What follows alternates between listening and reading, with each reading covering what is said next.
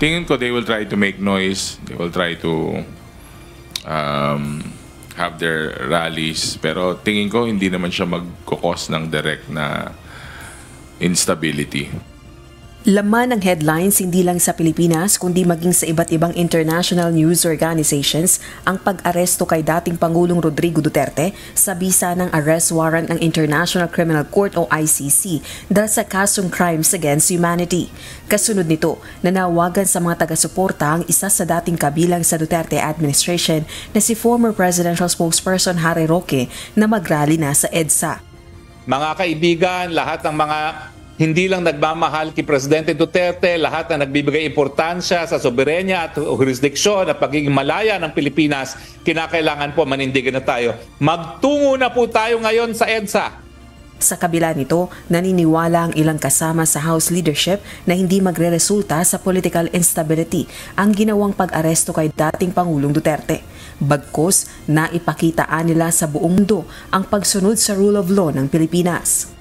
Naipakita natin hindi lang sa ating bansa kundi sa buong mundo na the rule of law is applied equally to everyone in this country. Political noise will always be noisy, but what matters is who delivers and who produces the results. Kung ang mga ito ang tatanungin, panahon na para muling sumali sa ICC ang Pilipinas. Handaan nila silang suportahan ito kung magdedesisyon ang administrasyon ni Pangulong Bongbong Marcos Jr. I totally agree that the Philippine government should rejoin with the ICC or to sign again as a member of the Rome Statute.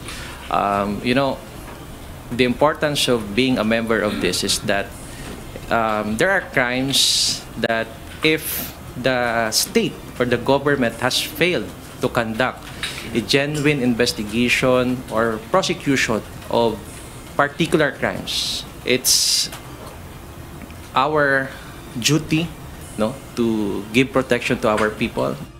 Naniniwala rin ng mga mambabatas na nag-withdraw ang bansa sa ICC sa ilalim ng Administrasyong Duterte upang takasan umano ang pananagutan kaugnay ng kontrobersyal na anti-drug war. March 2018 nang magdesisyon si dating Pangulong Duterte na mag-withdraw sa Rome Statute, ang founding treaty ng ICC. Sa kabila nito, batay sa Rome Statute, nananatili pa rin ang jurisdiksyon ng ICC sa mga krimeng nagawa bago pa mag-withdraw ang bansa. Taong 2021 naman ang ianunsyo ng dating ICC prosecutor na si Fatou Bensouda ang pagbubukas ng isang formal na investigasyon sa umano'y EJ case sa anti-drug war ng Duterte administration. Samantala, handa namang tumugon ang Kamara kung maglalabas ng sapina ang ICC kaugnay ng paglilitis kay dating Pangulong Duterte. Partikular na ang mga ebidensyang nakalap sa pagdinig ng House Quadruple Committee kaugnay ng EJ case sa anti-drug war ng Duterte administration.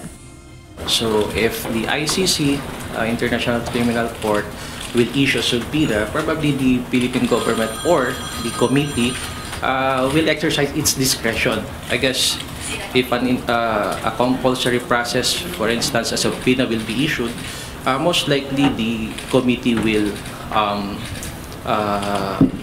follow with that subpoena. Panawagan naman ng mga House leaders sa publiko, pagtuunan ng pansin ng pagkamit ng hustisya para sa mga biktima ng EJ case sa kampanya kontra illegal na droga ng Administrasyong Duterte.